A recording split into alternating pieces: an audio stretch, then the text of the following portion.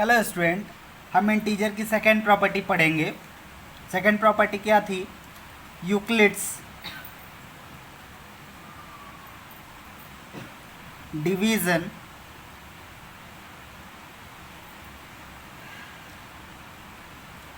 Algorithm.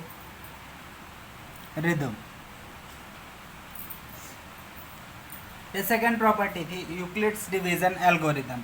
पहले हम इसको समझ लेते हैं कि क्या होता है। यूक्लिड्स डिवीजन पुराना ही आपका चलेगा, पर एल्गोरिदम में एक नया वर्ड जुड़ गया है, इसके बारे में समझते हैं। एल्गोरिदम मतलब सीधा सीधा आप समझिए कि कोई स्टेप होता है, कोई सीरीज होती है कि हम किसी चीज़ को किस तरीके से करते हैं। एक तरीका होता है कि हमको इसी तरीके से करना है, इसी मेथड का यूज़ करके करना है, इसी स्टेप्स को मान के चलना है, तभी हम अपने पॉइंट तक, गेट पॉइंट तक पहुंच सकते हैं कि डेस्टिनेशन। जैसे कहीं भी जाने का रास्ता होता है तो हमको उस पाथ के थ्रू ही जाने पर हम ऑन टाइम पहुंच सकते हैं। यदि हम दूसरे रास्ते का यूज़ करेंगे तो हमको बहुत टाइम लगेगा और हो सकता है कि हम पहुंच भी ना पाएँ। इसलिए जिस रास्ते का हम यूज़ करेंगे वो क्या होगा, हमारा स्टेप्स होगा, मतलब कि हम किस रास्ते से जाके जा रहे हैं। तो ऐसे ही यहाँ पर हम एल्गोरिदम का मतलब होता है स्टेप्स, कि हम स्टेप्स, किस स्टेप्स का यूज़ करके हम डिवीज़न को सॉल्व करेंगे। और यहाँ हम डिवीज़न का यूज़ कहाँ पर करेंगे? HCF फाइंड करने के लिए करेंगे। और यहाँ से एक चीज़ मैं आपको और बताना चाहूँगा कि जो यूक्लिड्स डिवीज़न एल्गोरिदम है, ये क्या है? यूक्लिड्स डिवीज़न लेमा का ही एक एप्लीकेशन है, ये आप जानेंगे। यहाँ से मैं आपको बताता हूँ कि हम किस लिए इसका यूज़ करेंगे। तो यहाँ पर मैं आपको बताता हूँ कि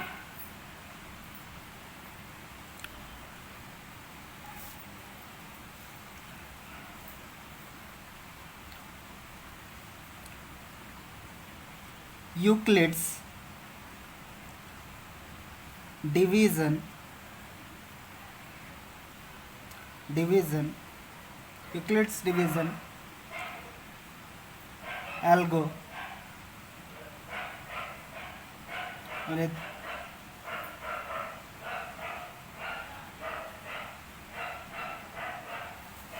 algorithm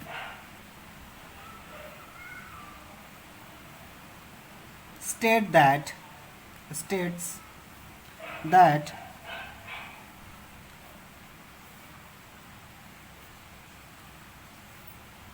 finding HCF of two integers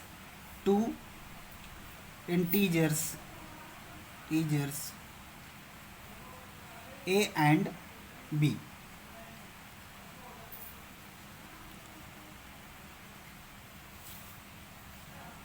हमने क्या किया कि दो इंटीजर्स A और B हमने ले लिया, तो हमको क्या करना है, अब स्टेप हम लिखते जाएंगे। पहला स्टेप हम करेंगे, first step on dividing A by B।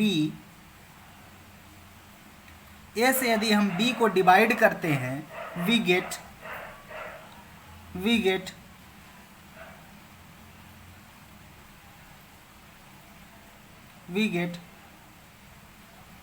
quotient Q and remainder R such that, इसमें क्या हुआ है, अपना कौन सा अप्लाई हुआ है? ऑन दिस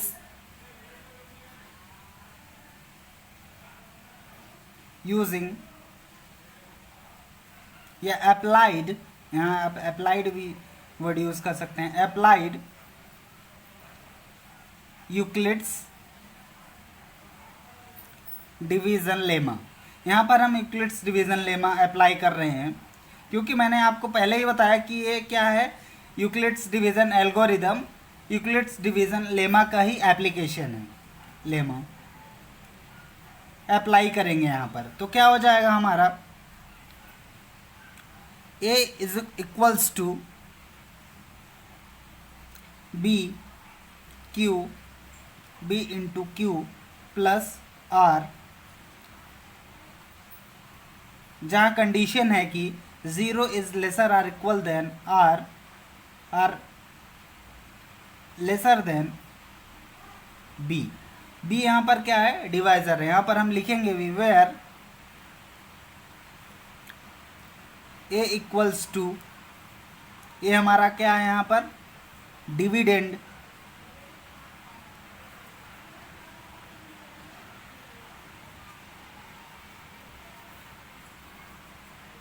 बी यहाँ पर क्या है, डिवाइजर, क्यू क्या है यहाँ पर, कोशिएंट, और आर क्या है यहाँ पर, रिमाइंडर। ये हमने देखा। फर्स्ट स्टेप तो हमारा ए हो गया। सेकेंड स्टेप में हमको क्या देखना है, ऐसा हमको करना है। सेकेंड स्टेप हमारा क्या होता है, if r equals to 0, if r equals to 0, the HCF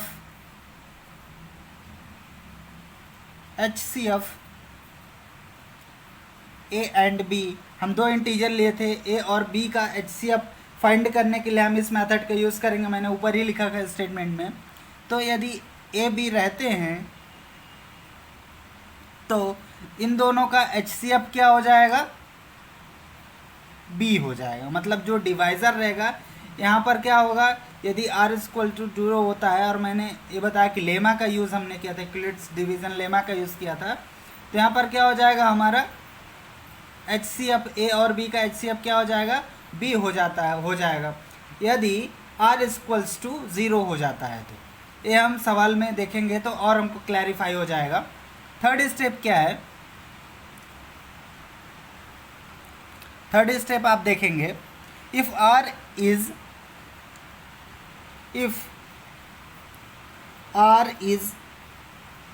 not equal to 0, apply the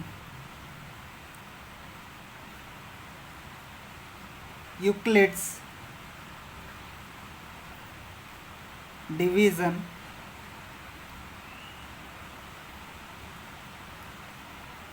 lemma in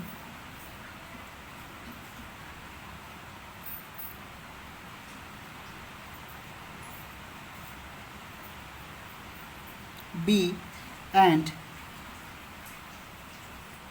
are. क्या होगा, यदि 0 नहीं होता है तो हम क्या करेंगे, वापस से क्या करेंगे, बी और आर में हम यूक्लिड्स डिवीज़न लेमा लगा देंगे। यूक्लिड्स डिवीज़न लेमा किस पे, कोई दो अपने दिए होते हैं, इंटीजर्स दिए होते हैं, उस पर लगाना रहता है। मतलब वहाँ पर क्या हमको कर लेना है, जो हमारा रिमाइंडर रहेगा उसको हमको डिवाइज़र बना देना है, और जो हमारा पहले डिवाइज़र था उसको हमको डिविडेंड बना लेना है। ऐसा करना है। थर्ड स्टेप हो गया। फोर्थ स्टेप में क्या करना है हमको, यदि ऐसा करने पे भी यदि नहीं होता है, हमको क्या करनी है, फोर्थ स्टेप में कंटिन्यू प्रोसेस करनी है। इसी को कंटिन्यू प्रोसेस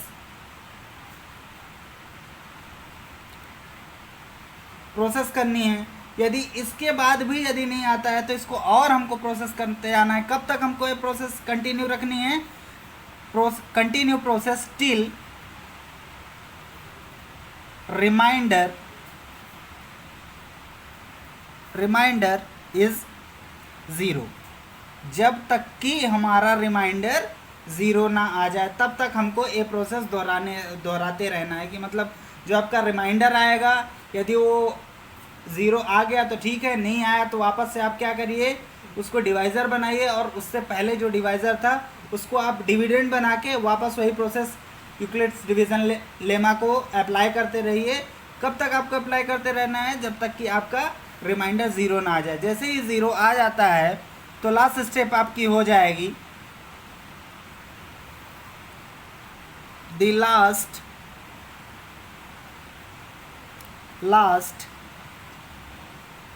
divisor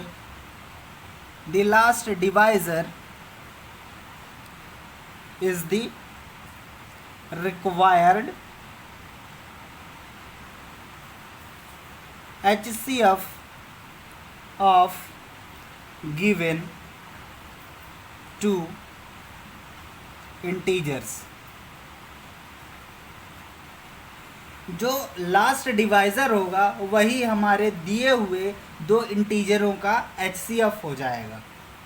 तो यहाँ से हमने 5 स्टेप के द्वारा हमने सीखा कि किस तरह से हमको यूक्लिड्स डिवीज़न एल्गोरिदम को अप्लाई करना है, और यही एक आपका बेसिक कॉन्सेप्ट भी हो गया। यहाँ से आपने सीखा कि क्या है यूक्लिड्स डिवीज़न एल्गोरिदम का क्या स्टेटमेंट है, हमको कैसे यूज़ करना है, ये हमने यहाँ से सीखा है। अच्छा, हम क्या करेंगे अब नेक्स्ट वीडियो में, अब इसके जो प्रॉब्लम्स हैं उसके बारे में हम डिस्कस करेंगे। Thank you.